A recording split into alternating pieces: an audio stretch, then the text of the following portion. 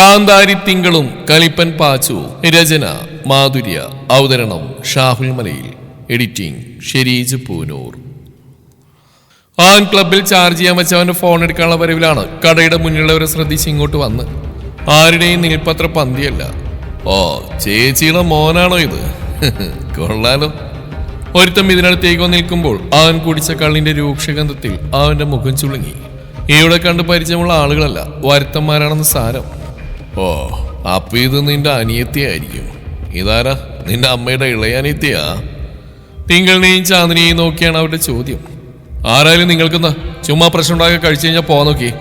ഒരു കാശം തമ്മ മീനും ചോദിക്കുമ്പോൾ തന്നു എന്ന പോലെ തലയാട്ടി പ്രവീണ. ചേടാ, ഞങ്ങള് പ്രശ്നമൊന്നും ഉണ്ടാക്കിയില്ലടാ. വെറുതെ ഒന്ന് പരിചയപ്പെടാനും സമ്മതിക്കില്ലേ നീ? എന്താടാ സമ്മതിക്കാത്ത നീ? ആരും നെഞ്ചിൽ തട്ടിക്കൊണ്ടുള്ള പറച്ചിൽ. മീനുവിന്റെ മുഖം മുറുകി. അമ്മയുടെ മുഖത്തേക്ക് നോക്കുമ്പോൾ ഒന്നും വേണ്ട, പ്രശ്നം ഉണ്ടാക്കല്ലേ എന്നൊരു ഭാവത്തിൽ ദയനീയമായി നോക്കിയാണ് പ്രവീണ. ആരൊന്ന് ശ്വാസം വലിച്ചു വിട്ടു. ചേട്ടന്മാർ വെറുതെ പണി വാങ്ങിച്ചു വിട്ടാ സ്ഥലം വിടാൻ നോക്ക്. പോയി. മുന്നിൽ നിൽക്കുന്നവരെ തള്ളി അവൻ അപ്പുറത്തേക്ക് വിടുമ്പോൾ, ഓ, ഞങ്ങള് പോയാക്കാമേ, നീ ഇവരെയൊക്കെ കെട്ടിപ്പൂടി വെച്ചിരുന്നോടാ. വിളിച്ചു പോയി പറഞ്ഞുകൊണ്ട് അവരങ്ങ് പോകുമ്പോൾ എല്ലാത്തിൻ്റെയും മോന്ത നോക്കിയൊന്ന് പൊട്ടിക്കാൻ ഇതിന്റെ കൈ ധരിച്ചെങ്കിലും കടിച്ചു പിടിച്ച് നിൽക്കുകയാണ് അവൻ. ഒരെണ്ണം കൊടുത്താൽ പിന്നെ അത് കൂടുതലാവും. പാർട്ടിന്റെ കൂടെ വരാത്ത ആ പട്ടിയുടെ ഭാഗ്യം. ഫോൺ എടുക്കാൻ ക്ലബിനുള്ളിലേക്ക് നടക്കുമ്പോൾ മിഥുൻ പറയുന്ന കേട്ട് ചാന്ദിനി ആ കാര്യത്തിൽ നെഞ്ചിൽ കൈവച്ച് ആശ്വസിക്കുന്ന തിങ്കൾ കണ്ടു. മിഥുനെ തടഞ്ഞിരുത്തും പോലെ പാർട്ടിയെ പിടിച്ചിരുത്താൻ പറ്റില്ല. 7 മണിക്ക് തുടങ്ങിയതാണ് ഗാനമേള. അത്യാവശ്യം ഫേമസ് ആയ ട്രൂപ്പിന്റെ ആയതുകൊണ്ട് തന്നെ അമ്പലപ്പുറം മുഴുവൻ ആളുകളാണ്. ആദ്യം മെലഡി സോങ്സ് ആയിരുന്നു. ഇപ്പോൾ ട്രാക്ക് മാറ്റിയവർ കാണികൾ ആവേശം കൊള്ളിച്ച് തുള്ളിച്ച് തുടങ്ങിയിട്ടുണ്ട്. ഒരു 8-8:30 മണിയായപ്പോഴേക്കും സാധനങ്ങളെല്ലാം വിറ്റുപോയി. ഈ വർഷത്തെ സ്റ്റോൾ കഴിഞ്ഞ 2 വർഷത്തേക്കാൾ നല്ല ലാഭത്തിൽ അവർ അവസാനിപ്പിച്ചിരിക്കുകയാണ്. പാത്രങ്ങളെല്ലാം ഒന്ന് വെറുതെ കഴുകി ക്ലബിനുള്ളിൽ തന്നെ വെച്ചു. അശോകന്റെ കൂട്ടുകാരെത്തിച്ചു കൊടുത്താണ് പാത്രങ്ങൾ. അതുകൊണ്ട് അതിന് വാടകയൊന്നുമില്ല. പിന്നെ എല്ലാ സാധനങ്ങളും ഇങ്ങോട്ട് എത്തിച്ച അശോകന്റെ പെട്ടിയോട്ടോയിലാണ്. അതുകൊണ്ടൊക്കെ തന്നെ മുടക്കേണ്ട കാശ് അവർക്ക് കുറവായിരുന്നു. കിട്ടിയ വരുമാനം ഒരുപാട് കൂടുതലും. എല്ലാം കഴിഞ്ഞ് പ്രവീണയും ചാന്ദിനിയും തിങ്കളെയും കൂട്ടി അപ്പുറത്തെ വശത്തേക്ക് നടന്നു. മാലയും വളയും കമ്മലും തുടങ്ങി പെൺപിള്ളേർക്ക് വേണ്ടതൊക്കെ കടകൾ ആവശ്യമാണ്. ഈ കഴിഞ്ഞ ദിവസങ്ങളെല്ലാം വെറുതെ ഒന്ന് കാണുകയല്ലാതെ വാങ്ങിക്കാനൊന്നും അവർക്ക് സമയം കിട്ടിയിട്ടില്ല. അപ്പൊ പിന്നെ എല്ലാം ഇഷ്ടമായതൊക്കെ വാങ്ങിച്ചേക്കാന്ന് വിചാരിച്ചാണ് അവരങ്ങോട്ട് ചെന്ന്. തിങ്കളിന്റെ കൈയും പിടിച്ച് കടയിലേക്ക് പോകുന്ന തന്റെ അമ്മയെ അങ്ങേയറ്റത്ത് കൂട്ടുകാരുടെ കൂടെ നിൽക്കുന്നവൻ കണ്ടിരുന്നു. എല്ലാവരും ഉണ്ടാവിടെ. പ്രണവും ആകാശും സൂരജും മിഥുനും, അങ്ങനെ എല്ലാവരും. ആകാശം സൂരജ് 2 ദിവസമാണ് ലീവ് എടുത്തത്. ഇന്ന് ശനിയാഴ്ച ആയതുകൊണ്ട് അവർക്ക് ജോലിയില്ല. ഇനിയിപ്പോ നാളെ ഞായർ കൂടെ കഴിഞ്ഞിട്ട് തിങ്കളാഴ്ച പോയാൽ മതി. ഞാനിപ്പോ വരാടാ. അവരോട് പറയലും പാർട്ടി ഒരു പാച്ചിലായിരുന്നു അങ്ങോട്ട്. അവര് നോക്കുമ്പോൾ ചാന്ദിനിയുടെ കൂടെ തിങ്കൾ പോകുന്ന കണ്ടു. വെറുതെ അല്ല, കാലിൽ ചക്രമിട്ട പോലെ അവൻ ഓടിയത്. അന്നേരം തന്നെയാണ് പ്രണവിന്റെ ഫോൺ റിങ് ചെയ്യുന്നത്. അവന്റെ പെണ്ണ് അപ്പുറത്ത് വന്നിട്ടുണ്ട്. ആകാശം അവളെ കാണാൻ പ്രണവിന്റെ കൂടെ പോയപ്പോൾ ബജി എന്നാൽ മിഥുനും സൂരജ് അപ്പുറത്തേക്ക് പോയി. തിങ്കളും പ്രവീണയും കടയുടെ ഉള്ളിലേക്ക് കയറുമ്പോൾ പിന്നിലുള്ള ചന്തുവിനെ പാച്ചു അവനടുത്തേക്ക് വലിച്ചു. നീ എവിടുന്ന് വന്നു? കടകൂട്ടിയോ? അതിശയങ്കല അമ്മയുടെ ചോദ്യത്തിന് ഉത്തരം കൊടുക്കാതെ അവൻ മറുചോദ്യം ചോദിച്ചു.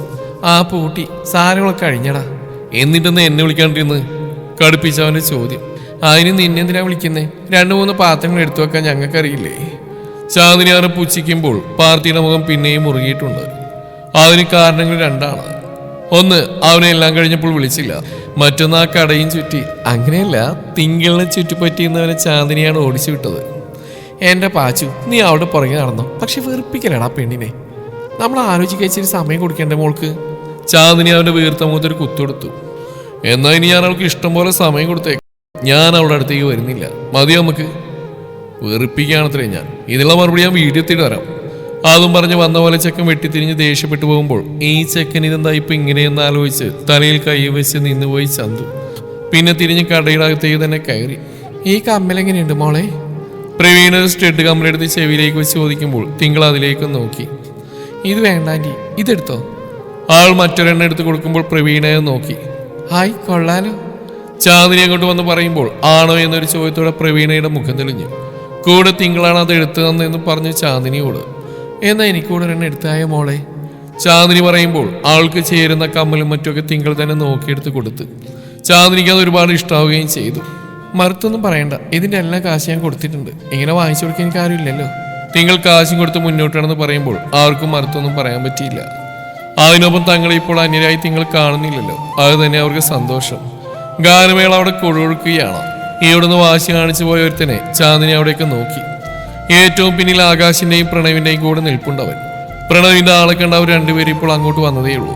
സൂരജും ഇതിനെന്തേ ആള് പാട്ടിനൊപ്പം തുള്ളുന്നവരെ കൂടെ കിടന്ന് ആടുന്നുണ്ട്.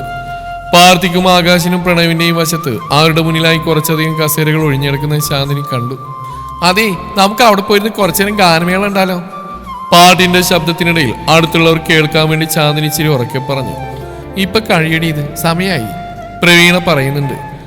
കുഴപ്പമില്ല, കഴിയുന്നവരെ കാണാം. ദേ അവിടെ സീറ്റ് ഉണ്ട്, നമുക്ക് പോയിരിക്കാം അല്ലേ മോളെ? ചാന്ദിനി പിന്നെയും പറയുമ്പോൾ തിങ്കൾ സമ്മതിച്ചു. കൂടെ ആവശ്യത്തിരുന്ന് ഗോപിനാഥനും മല്ലികയും തിങ്കളിനെ വിളിക്കുന്നുണ്ട്. ആളുകൾ തകർത്ത് വാരി കളിക്കാൻ പറ്റുന്ന പാട്ടായതുകൊണ്ട് സ്വയം മറന്ന് തുള്ളുകയാണ് എല്ലാവരും. നേരത്തെ അവരുടെ കടയിൽ വന്ന പാർട്ടികൾ അതിലുണ്ട്. ആടുന്നതിനിടയിൽ മിഥുനെ കണ്ടവർ പരസ്പരവും നോക്കി. പാട്ടിനൊപ്പം തുള്ളിക്കൊണ്ട് അവർ മനഃപൂർവ്വം ഒരു സീൻ ഉണ്ടാക്കാനെന്ന പോലെ മിഥുന്റെ അടുത്തേക്ക് ചെല്ലുന്നുണ്ട്. മിഥുന്റെയും സൂരജിന്റെ ഇടയിൽ കയറി തട്ടിയും തെറിപ്പിച്ചും അവർ ഇളകി കളിക്കുമ്പോൾ നിമിഷ നേരം കൊണ്ട് മിഥുന്റെ മുഖം മുറുകി. അവന് മനസ്സിലായി ആരാണ് അവരെന്ന്. വേണ്ട വേണ്ട എന്ന് വെക്കുമ്പോൾ വാങ്ങിച്ചേ പോകുന്നു വെച്ചാ മാറിക്കടാ, എവിടെകളാ ഇടിച്ചു കയറി വരുന്നത്? പറച്ചിലിനൊപ്പം തന്നെ മിഥുനിന്റെ ഒറ്റത്തള്ളിൽ അതിലൊരുത്തൻ അടിച്ചെള്ളി കസേരയും പൊട്ടിച്ച് താഴേക്ക് എടുക്കുമ്പോൾ ഡാൻസ് നിർത്തി പലരുടെയും ശ്രദ്ധ അവരിലേക്കായി. നിന്റെ തന്തയുടെ വകയാണ്ട ഈ സ്ഥലം, വന്നീട മോനെ. വീണവൻ എഴുന്നേറ്റ് ചാടി വരുമ്പോൾ തന്നെയാണ് അപ്പുറത്ത് മാറി തിങ്കളും ചാന്ദിനിയും പ്രവീണെ അവിടെ കടന്നു പോകുന്നത്. നല്ല തിരക്കായതുകൊണ്ട് ബാക്കിലുണ്ടായിരുന്ന തിങ്കൾ കുറച്ച് പിന്നിലേക്ക് പോയതേ. ആരോടാ അവന്റെ അനിയത്തെ കിട്ടിയിട്ടുണ്ട്, നമുക്ക് ഇഷ്ടം പോലെ ഇവളായിട്ട് തുള്ളി തിമിർക്കവിടെ. അടുത്ത നിമിഷം അവളുടെ കൈ പിടിച്ച് വലിച്ച് അതിലൊരുവൻ പറഞ്ഞു കഴിഞ്ഞില്ല. പുറം പൊളിച്ച് കിട്ടിയ ചവിട്ടിൽ തെറിച്ചവൻ പറന്നങ്ങ് പോകുമ്പോൾ അവന്റെ കൈ വിടുവിക്കാൻ പാടുപെട്ടിരുന്നവളും അവനൊപ്പം വീഴാൻ തുടങ്ങിയതേ. ഞൊടിയിടയിൽ പെണ്ണിന്റെ മറുകയിൽ പിടിച്ച് വലിച്ച് നേരെ നിർത്തി കഴിഞ്ഞു പാർത്തി. അവന്റെ ആ പറന്നു പോകലിൽ തന്നെ ഉത്സവപ്പറമ്പ് ഒരു നിശ്ചലമായി. ഗാനമേളയുടെ പാട്ട് നിലച്ചു. നിർത്തണ്ട, പാട്ട് പാടിക്കോ, മീതന് വിളിച്ചുപോയി. വീണ്ടും പാട്ട് ഉയർന്നു. നിമിഷ നേരം കൊണ്ട് വീണ്ടെടുക്കുന്നവൻ എഴുന്നേറ്റ് ഓടി വരുമ്പോൾ ഷർട്ടിന്റെ കൈ കയറ്റി വെച്ചാൽ മുഷ്ടി ഉരുട്ടി അവന്റെ കവിളിൽ നോക്കിയൊന്ന് പൊട്ടിച്ചതേ. ചെരിഞ്ഞ് നിലത്തേക്ക് വീഴുന്നവനെ കണ്ട് തിങ്കളുടെ കണ്ണൊന്ന് മിഴിഞ്ഞു പോയി. വീണെടുക്കുന്നവനെയും പാർത്തി അവൾ മാറി മാറി നോക്കി. എന്റെ പെണ്ണിനെ തൊടുന്നോടാ ചേറ്റേ. ആലോചിക്കൊണ്ട് കാലിനടിയിൽ കിടന്നവനെ പാർത്തി ചവിട്ടി കൂട്ടുമ്പോൾ അവൻ പറഞ്ഞത് ആ പാട്ടിന്റെ ശബ്ദത്തിൽ തിങ്കളും ആ താഴെ കിടന്നവന് മാത്രമേ കേട്ടുള്ളൂ. അടുത്ത നിമിഷം അടികൊള്ളുന്നവന്റെ ബാക്കി ശിങ്കിടികളും പാർത്തിക്ക് നേരെ ചീറിക്കൊണ്ട് പാഞ്ഞെടുത്തതും മിഥുനും സൂരജും പ്രണവും ആകാശവും അവർക്ക് മേലേക്ക് ചാടി വീണു. 3-4 പേര് മാത്രമല്ല ആ വരുത്തന്മാര്. അടി തുടങ്ങിയപ്പോൾ 8-10 പേര് അവിടുന്ന് ഇവിടെ നിന്നൊക്കെ ഓടി വരുന്നുണ്ട്. പാർത്തിയും തിങ്കളിന്റെ കയ്യിലെ പിടിവിട്ട് അവർക്ക് നേരെ പാഞ്ഞു നിന്നു. പാർത്തിയും കൂട്ടരും മാത്രമല്ല അപ്പുറത്ത് നിൽക്കുന്ന ഉദയം ശ്യാമടക്കം പലരും തല്ലിനിടയിലേക്ക് പാഞ്ഞു കയറിയിട്ടുണ്ട്. നാട്ടുകാർക്കിടയിൽ അലർച്ചിലർ പ്രശ്നമൊക്കെ ഉണ്ടെങ്കിലും പുറത്തുനിന്ന് ആരെങ്കിലും വന്ന് തല്ലുമ്പോൾ കയ്യും കെട്ടി ആരും നോക്കി നിൽക്കാറില്ല. ഇവിടെ നിമിഷ നേരം കൊണ്ട് അമ്പലപ്പറമ്പാകെ പൊടി പറത്തു അടി. സ്ത്രീകളും കുട്ടികളും അങ്ങോട്ടും ഇങ്ങോട്ടും പായുന്നുണ്ട്. മുതിർന്ന പുരുഷന്മാരെല്ലാം തല്ലൊന്നും നിർത്താൻ കഷ്ടപ്പെടുന്നുണ്ട്. പാർത്തി വേണ്ടവാ, ഇങ്ങ് വാ. ചാന്ദിനി അവിടെ കിടന്ന് കരഞ്ഞു വിളിച്ച് അവനടുത്തേക്ക് ഓടാൻ നോക്കുമ്പോൾ തിങ്കളും കൂടെ ചെല്ലുന്നുണ്ട്. ആൾക്കാരനല്ലേ ഇതൊക്കെ എന്ന ചിന്തയാണ് പെണ്ണിന്. പ്രവീണയും അവർക്കൊപ്പം പായുന്നുണ്ട്. പക്ഷെ അടുത്തേക്ക് എത്താൻ അശോകനും ഗോപിനാഥനും സുരേന്ദ്രനൊന്നും സമ്മതിച്ചില്ല. അത്രയും നന്നായി അടി കത്തിക്കയറി. അവിടെ ഒരു പോലീസ് കോൺസ്റ്റബിൾ അടുത്ത നിമിഷം അവിടുന്ന് പുറത്തേക്ക് പാഞ്ഞു. അമ്പലത്തിന്റെ ഗേറ്റിന്റെ അവിടെ നിർത്തിയിട്ടിരിക്കുന്ന പോലീസ് ജീപ്പ്. അതിനടുത്തേക്ക് ചാരിന്ന് ഫോൺ ചെയ്യുന്ന 6 അടി പൊക്കത്തിൽ ഒരുവൻ. സാറേ അവിടെ അടി, സുരേന്ദ്രൻ സാറൊന്നും പിടിച്ചിട്ട് നിൽക്കുന്നില്ല. അലറിക്കൊണ്ട് അയാൾ പറയുമ്പോൾ അവന്റെ കണ്ണുകളൊന്ന് വെട്ടി. രൗദ്രം നിറഞ്ഞ മുഖത്തെ ഞരമ്പുകൾ വലിഞ്ഞു മുറുകി. നിമിഷ നേരം കൊണ്ട് കയ്യിലെ കോള് കട്ട് ചെയ്ത് ഫോൺ പോക്കറ്റിലിട്ട് അവൻ കാറ്റുപോലെ അമ്പലപ്പറമ്പിലേക്ക് ചെന്നു. അപ്പോഴേക്കും പൊടിപാറി അവിടെ ആളുകളെ കാണാൻ തന്നെ പ്രയാസം. ഗാനമേളയ്ക്ക് നിന്നിട്ടുണ്ട്. കോൺസ്റ്റബിളിൽ നേർക്ക് അവൻ കൈ നീട്ടി. അയാൾ ആ കൈയിലേക്ക് വടിവെച്ചു കൊടുത്തു. നിമിഷ നേരം കൊണ്ട് ആ തല്ലിനിടയിലേക്ക് യാതൊരു കുലുക്കവുമില്ലാതെ കയറിയവൻ ഇടിക്കുന്നവനെയും ഇടികൊള്ളുന്നവനെയും ബാക്ക് നോക്കി ഓരോന്ന് പൊട്ടിച്ച് പുഷ്പം പോലെ അവരെ വേർപ്പെടുത്തി ഓരോരുത്തരുടെ കയ്യിലേക്കിട്ട് അവൻ പാർട്ടിയുടെ അടുത്തേക്ക് എത്തിയിട്ടുണ്ട്. പക്ഷെ അപ്പോഴേക്കും തട്ടലും മുട്ടലും വടി കയ്യിൽ നിന്ന് പോയി. തിങ്കളുടെ കയ്യിൽ കയറി പിടിച്ചവനെ ഒന്നുകൂടെ അറിഞ്ഞ് പെരുമാറുകയായിരുന്നു പാർട്ടി. ആളെ പിടിച്ച കൈ തിരിച്ചോടിച്ച് അവന് മൂക്കിനിട്ട് 5 ചെക്കം കൊടുക്കാൻ പോയപ്പോഴേക്കും തോളിലാരുടെയോ പിടി വന്ന് വീണു.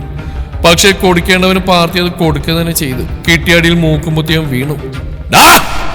ആരെയും കിടക്കും പോലെയുള്ള ആ ശബ്ദത്തിനൊപ്പം പാർട്ടി അവൻ തനിക്ക് നേരെ തിരിച്ചു. വെറി പൂണ്ട് നിൽക്കുന്നവൻ ഒറ്റ നിമിഷം അയാൾക്ക് നേരെ കൈ ഉയർത്തിയതേ. പോലീസുകാരൻ നേർക്ക് കൈ ഉയർത്തുന്നോടാ എന്നൊരു മുഴക്ക് എല്ലാവരും കേട്ടു. അടുത്ത നിമിഷം പടക്കം പൊട്ടുമ്പോൾ ശബ്ദം. പാർട്ടി തല്ലാനോങ്ങിയ കൈ പിടിച്ചു വെച്ച് അവനെ കവിൾ നോക്കിയൊന്ന് കൊടുത്തതാണ് അയാൾ. കണ്ണടച്ച് തുറക്കും മുന്നേ നിലത്തേക്ക് വീണുപോയ പാർട്ടിയെ കണ്ട് അമ്പലപ്പറമ്പ് മുഴുവൻ സ്തംഭിച്ചു പോയി. ഒരു നിമിഷത്തേക്ക് മാത്രം. സാധാരണ അങ്ങോട്ട് കൊടുക്കുന്ന പോലീസുകാരന്റെ കയ്യിൽ നിന്നാണെങ്കിൽ പോലും ഒറ്റയടിക്ക് അവൻ വീഴുന്നത് ഇതാദ്യമായിട്ടല്ലേ? തൂകിയെടുത്ത് ജീപ്പിലൂടെ എല്ലാത്തിനെയും നിലത്ത് വീണ പാർട്ടി വലിച്ച് എഴുന്നേൽപ്പിച്ചെടുത്ത് അനിരുദ്ധം തന്നെയാണ്. ആദ്യത്തെ അന്താളിപ്പ് മാറി ചെക്കൻ തന്നെ തോളിൽ പിടിച്ചു വെച്ചിരിക്കുന്ന കൈരണ് കുതിരി കൊണ്ട് തട്ടിമാറ്റിയതും അടങ്ങടാ നീ മുരളും പോലെയുള്ള പറച്ചിലൊപ്പം അവന്റെ കവളിൽ കുത്തിപ്പിടിച്ച അനിരുദ്ധൻ. വേദനയിൽ പാർത്തിയുടെ മുഖം ചുളിഞ്ഞു. ചുവന്നു കലങ്ങിയ അവന്റെ കണ്ണുകൾ. അനിരുദ്ധന്റെ കൈയുടെ മുറുക്കം അയാൾ പോലും അറിയാതെ ഒന്ന് അയഞ്ഞുവോ. അടുത്ത നിമിഷം തന്നെ പാർത്തി വീണ്ടും അയാളെ കൈ തട്ടിത്തെറിപ്പിച്ചു. അതും അത്രയും ശക്തിയിൽ. കയ്യിലൊരു തരിപ്പും വേദനയും അനിരുദ്ധനും തോന്നിയ നിമിഷം അവനടുത്തേക്ക് കലിയോടടുക്കുന്നയാളെ സുരേന്ദ്രൻ വന്നാണ് പെട്ടെന്ന് പിടിച്ചു മാറ്റിയത്. സാറേ വേണ്ട സാറേ, അവനത്ര പ്രശ്നക്കാരനൊന്നുമല്ല. പാർത്തി നീ ചെന്ന് ജീവിക്കാറ്. ഈടെ വെച്ച് തീർപ്പാക്കാൻ പറ്റില്ലെന്ന് മനസ്സിലായതുകൊണ്ടാണ് സുരേന്ദ്രൻ അങ്ങനെ പറഞ്ഞു. പുതിയ സി ആയിട്ട് ഇങ്ങോട്ട് സ്ഥലം മാറ്റം കിട്ടി വന്നാണ് അനിരുദ്ധൻ. ഒരാഴ്ചയായിട്ടുള്ള ചാർജ് എടുത്തിട്ട് പണിഷ്മെന്റ് ട്രാൻസ്ഫർ ആണ്. എത്രാമത്തെയാണെന്ന് ചോദിച്ചാൽ ആൾക്കിന് വലിയ കണക്കില്ല. അപ്പൊ തന്നെ മനസ്സിലാക്കാലോ ആളിത്തിരി പെശകാണെന്ന്. ഇന്നേ ഒരു ആ വെളുത്ത് ചെറിയ ചോപ്പോടെയുള്ള മുഖത്തൊരു ചിരിയാരും കണ്ടിട്ടില്ല. എപ്പോഴും കടിച്ചു കീറും പോലെ ഒരേ ഒരു ഭാവം. പാർത്തി സുരേന്ദ്രന്റെ വാക്കനുസരിച്ച് തിരിഞ്ഞടന്നങ്ങ് പോകുമ്പോഴും നോട്ടം അനിരുദ്ധനിലേക്കാണ്. അയാളുടെ കണ്ണുകളും അവനിൽ തന്നെ. അവനെ പേടിപ്പിക്കാൻ വേണ്ടി അത്രയും രൂക്ഷമായിട്ടാണ് അനിരുദ്ധൻ അവനെ നോക്കുന്നത്. എത്ര വലിയ പുള്ളികൾ പോലും അയാളീ നോക്കുന്ന നോട്ടത്തിൽ വെട്ടിവിറച്ചു പോകും. പക്ഷെ ആ പോകുന്നവന്റെ മുഖത്തുണ്ട് അവനിതൊന്നും അവന്റെ രോമത്തിൽ പോലും ഏൽക്കുന്നില്ലെന്ന്. ആ കണ്ണുകൾ പോലും ഒന്നും ചിമ്മുന്നില്ല. അനിരുദ്ധനെ എങ്ങനെ അവനെ നോക്കി പേടിപ്പിക്കുന്നോ അതുപോലെ തന്നെ അവന്റെ മിഴികൾ രൂക്ഷമായി അയാളിൽ തറഞ്ഞു നിൽക്കുന്നു. പാർത്തി പോയി ജീപ്പിൽ കയറി. ബാക്കിയെല്ലാവരും അതിൽ അവനെയും കാത്തിരിപ്പുണ്ട്. നടക്കാൻ പറ്റാത്തവരെ വലിച്ചഴിച്ചാണ് കൊണ്ടുപോയത്. ജീപ്പിൽ കൊള്ളാത്തവരെ അപ്പുറത്ത് കിടക്കുന്ന ഓട്ടോയിൽ കയറ്റി സ്റ്റേഷനിലേക്ക് എത്തിക്കുന്നുണ്ട്. കാര്യമായി പരിക്കുള്ളവരെ ഹോസ്പിറ്റലിലേക്കും കൊണ്ടുപോയി. സാറേ ഞാനെടുത്ത വാർഡ് മെമ്പറാ. ജീപ്പിനടുത്തേക്ക് നടന്ന അനിരുദ്ധന്റെ മുന്നിലേക്ക് പെട്ടെന്ന് കയറി വന്ന് പ്രദീപിന്റെ വർത്തമാനം. അതിന് ഞാനെന്ത് വേണം? അയാൾ വിറപ്പിച്ച് കളയുന്ന ചോദ്യം അവൻ ചോദിച്ചു. അല്ല സാറേ, എന്റെ മോനുണ്ട് ഇതില്. അയാൾ വിക്കി വിക്കി പറഞ്ഞു. ആരുണ്ടെങ്കിലും സ്റ്റേഷനിലേക്ക് പാടൂ. പറയലും ജീപ്പിന്റെ ഡോറിൽ നിന്ന് അനിരുദ്ധൻ കയറിയിരുന്നേ.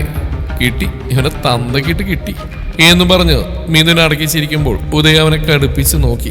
നീ പോടാന്ന് പറഞ്ഞ അവന് ചുണ്ടുകൂട്ടി. അപ്പോഴേക്കും അനിരുദ്ധൻ കയറിയതുകൊണ്ട് നിമിഷ നേരത്തിൽ ആ പോലീസ് ജീപ്പ് അവിടെ നിന്ന് ചീറിപ്പാഞ്ഞങ്ങ് പോയിരുന്നു. തിങ്കളും ചാന്ദിനിയും പ്രവീണയും പ്രണവിന്റെ അമ്മയും അനിയത്തിയും ബാക്കിയുള്ളവരുടെ അമ്മയും പെങ്ങന്മാരൊക്കെ ഓടി വരുമ്പോഴേക്കും അവരുടെ കൺമുമ്പിൽ നിന്ന് ജീപ്പ് മറഞ്ഞുപോയിരുന്നു. പൊടിയും പറത്തിയെല്ലാം അടിയോടടിയായിരിക്കുന്ന സമയം അവരേക്ക് ആരൊക്കെയോ അപ്പുറത്തേക്ക് മാറ്റി നിർത്തി. കരഞ്ഞും നിലവിളിച്ചും പേടിച്ചവിടെ ഇരിക്കുമ്പോഴാണ് പോലീസ് വന്ന് അടിയുണ്ടാക്കിയവരൊക്കെ പിടിച്ചു കൊണ്ടുപോയ കാര്യം അറിയുന്നത്. ഓടി ഇങ്ങോട്ട് എത്തിയപ്പോഴേക്കും അവരെ പോലീസ് കൊണ്ടുപോവുകയും ചെയ്തു. ചാന്ദിക്ക് സങ്കടം സഹിക്കാൻ വയ്യ. എല്ലാവർക്കും പറഞ്ഞു തരാൻ അവരുടെ മക്കളുടെ അച്ഛന്മാരുണ്ട്. തനിക്ക് അവൻ മാത്രമല്ലേ ഉള്ളൂ. കരയിലെ ആന്റി, പാർട്ടിയൊന്നും സംഭവിക്കില്ല. നമുക്ക് സ്റ്റേഷനിലേക്ക് പോവാം. നടന്നെന്താണെന്ന് ഞാൻ പറയാം. തിങ്കൾ വന്ന് ചാന്ദിനിയെ ചേർത്ത് പിടിച്ച് സമാധാനിപ്പിക്കുമ്പോൾ തെല്ലൊരു ആശ്വാസത്തോടെ അവളെ കെട്ടിപ്പിടിച്ച് ചന്തു തലയാട്ടുന്നുണ്ട്. നിങ്ങളൊന്നും വരണ്ട മോളെ. സുരേന്ദ്രൻ സാർ ഞങ്ങളോട് അങ്ങോട്ട് ചെല്ലാൻ പറഞ്ഞിട്ടാ പോയേക്കണേ. പുതുതായിട്ട് വന്ന CI സാർ അല്പം ചൂടനാണെന്ന്. അതുകൊണ്ട് സ്റ്റേഷനിലേക്ക് ചെന്നിട്ട് ഈ പ്രശ്നം ഒത്തുതീർപ്പാക്കാന്നാ പറഞ്ഞേ. പിന്നെ നമ്മുടെ ചെക്കന്മാരുടെ ഭാഗത്തല്ലല്ലോ തെറ്റ്. ഇതൊക്കെ ഞങ്ങൾ നോക്കിക്കോളാം. നിങ്ങളെല്ലാവരും സമാധാനമായിട്ട് വീട്ടിൽ പോകാൻ നോക്ക്. അവരെയും കൊണ്ട് വരാം ഞങ്ങൾ പറഞ്ഞുകൊണ്ട് അശോകനും ഗോപിനാഥനും കൂടെ അശോകിന്റെയും സൂരജിന്റെയും അച്ഛനും പിന്നെ 2-3 പേര് കൂടെ അവിടുന്ന് സ്റ്റേഷനിലേക്ക് പുറപ്പെട്ടു. പ്രദീപനൊക്കെ നേരത്തെ പുറപ്പെട്ടു കഴിഞ്ഞു. തിങ്കളും ചാന്ദിനിക്കൊപ്പം പ്രവീണയും പ്രണവിന്റെ അമ്മയും അനിയത്തിയും മല്ലികയും ചാന്ദിനിയുടെ വീട്ടിലേക്ക് നടന്നു. ഒരുമിച്ചിരിക്കുമ്പോൾ എല്ലാവർക്കും ഒരു ആശ്വാസമാണല്ലോ.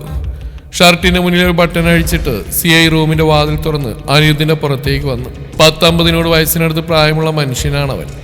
എന്നാൽ ആ പ്രായത്തിനടയാളമായി തലയിൽ നിറയെ കറുത്ത ചില മുടിയഴകളിൽ അവിടെ ഇവിടെയുമുള്ള പടർന്നിരിക്കുന്ന നരകൾ മാത്രമാണ് തെളിവ്. ഇപ്പോഴും ഉടവം തട്ടാതെ 6 അടി പൊക്കത്തിൽ ഫിറ്റ് ബോഡിയും അതിനൊത്ത ഫിഗറും. മുന്നോട്ട് വന്ന അനിരുദ്ധൻ അവിടെയുള്ള ഒരു ടേബിളിന് മുകളിൽ ഒരു വശം ചെരിഞ്ഞിരുന്നു. ആരു മുന്നിൽ നിലനിൽക്കുന്നവരിലേക്ക് തന്നെയാണ് അവന്റെ നോട്ടം. എല്ലാവരും എന്തോ കുറ്റം ചെയ്ത പോലെ തലകുനിച്ച് നിൽക്കുന്നുണ്ട്, ഒരുവൻ ഒഴിച്ച്.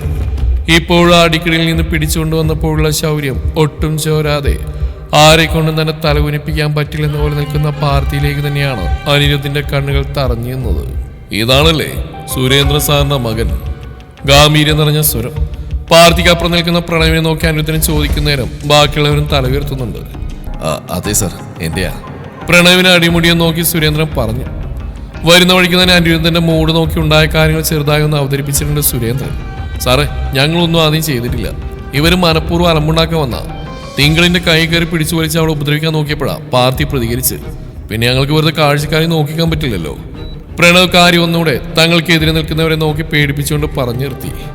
അവിടെ ഇപ്പോൾ വരത്തന്മാർ 5 പേര് നിൽക്കുന്നുണ്ട്. ബാക്കിയുള്ളവരെല്ലാം ഹോസ്പിറ്റലിൽ നിന്ന് വന്നിട്ടില്ല. ഇനി എപ്പോൾ വരുമെന്ന് പറയാനും പറ്റില്ല. പാർത്ഥി ആരാണെന്നൊരു ചോദ്യം പോലെയാണ് അരിയുദ്ധം പേര് വിളിച്ചെങ്കിലും നോട്ടെത്തിയെന്ന കറക്റ്റ് പാർത്ഥിൽ തന്നെയാണ്. ഞാനാ പാർത്ഥിവ്. ഓ, അപ്പൊ നീയാണ് ഇവിടേക്ക് ഹീറോ. എനിക്ക് ആദ്യമേ തോന്നി. അപ്പൊ ഈ തിങ്കൾ തന്നെ ആക്കിയതാണ് അയാളെന്നറിയാതെ പാർത്ഥിയായിട്ട് നിൽക്കുമ്പോൾ, തിങ്കളാവും സ്നേഹിക്കുന്ന പെൺകുട്ടിയാണ് സാർ. മിഥുനാണ് അന്യതയുള്ള മറുപടി കൊടുത്തത്. ആ മറുപടിയിൽ അവിടെ നിന്ന് ഉദയും ശ്യാമും സുരേന്ദ്രനും ഞെട്ടി. തുടരും ഈ കഥയുടെ ബാക്കി ഭാഗം നാളെ ഇതേ സമയം.